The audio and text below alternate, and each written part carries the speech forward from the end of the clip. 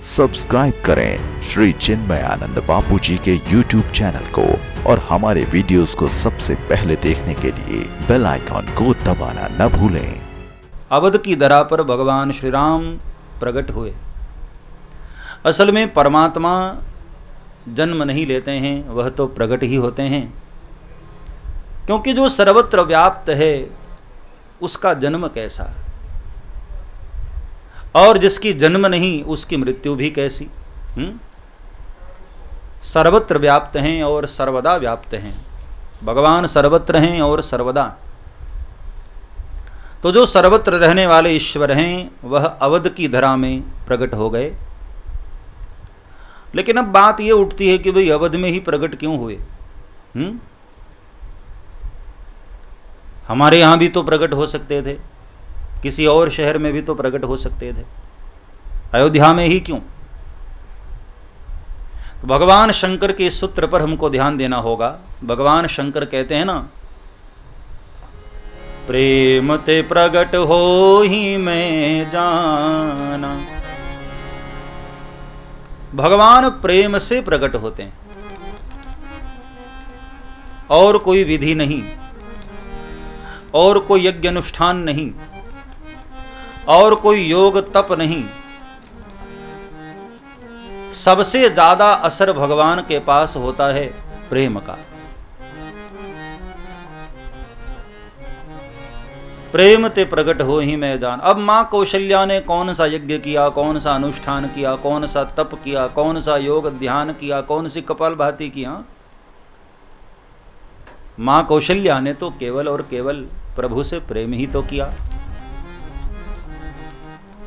और मजे की बात देखो, प्रेम तत्व दिया भी परमात्मा ने ही है, और हम उसी की चीज उसी को नहीं देते हैं। बड़े बेईमान लगते हैं। है उसी की दी हुई, लेकिन उसी को नहीं देते हैं। उसी की चीज हम दूसरों को बांटते हैं, दुनियादारी को बांटते हैं। मानस में बाबा तुलसी ने कहा, भगवान शंकर का मत है कि मां कौशल्या प्रकट कर पाई तो उसके पीछे केवल एक ही कारण है, मां कौशल्या का प्रभु के प्रति प्रेम।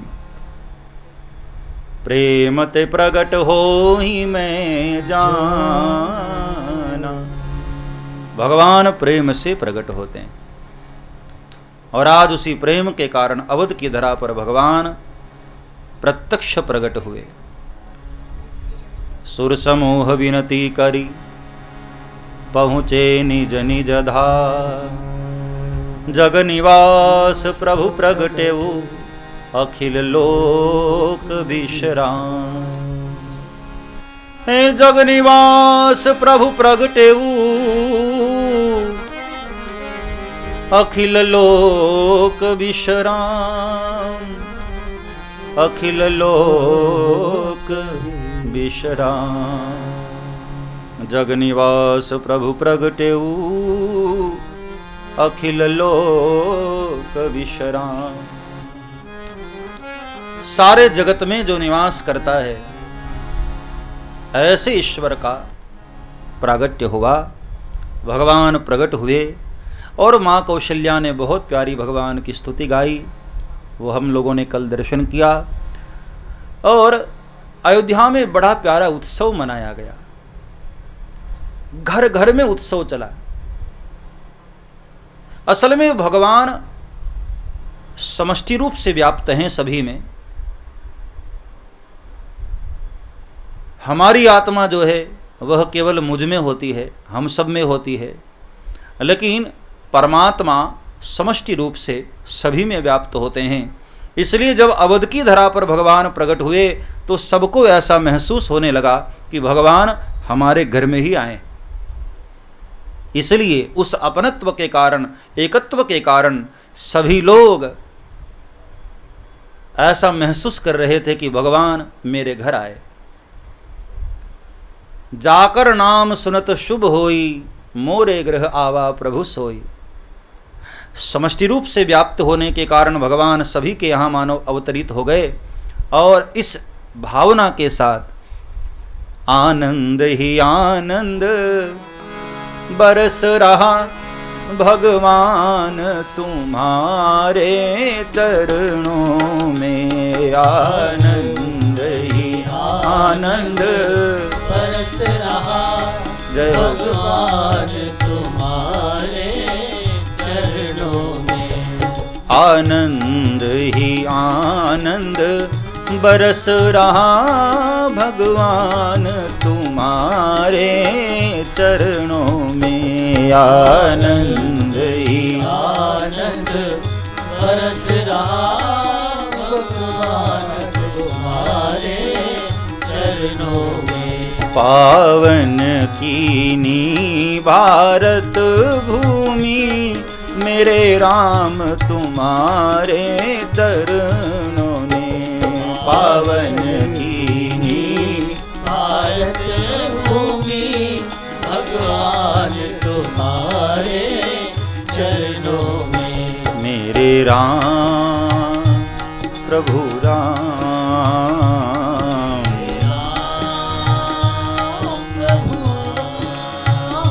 हे राम हे राम।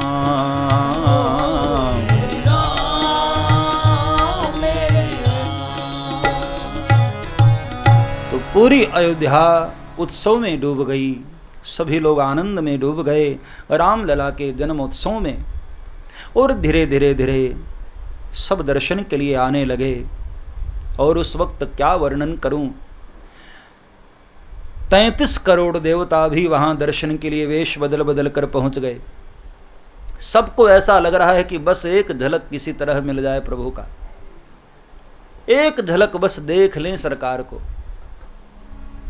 क्योंकि प्रत्यक्ष देखने का अवसर मिल रहा है ना। तो बड़े बड़े ऋषि महात्मा लोग और सभी देवता लोग वहां दर्शनों के लिए पधारे। भगवान सूर्य तो रथ लेकर रुक ही गए। मास दिवस कर दिवस भाव मरम न जाने को। 1 महीने के लिए वहीं डेरा डाल लिया, रुके ही रह गए।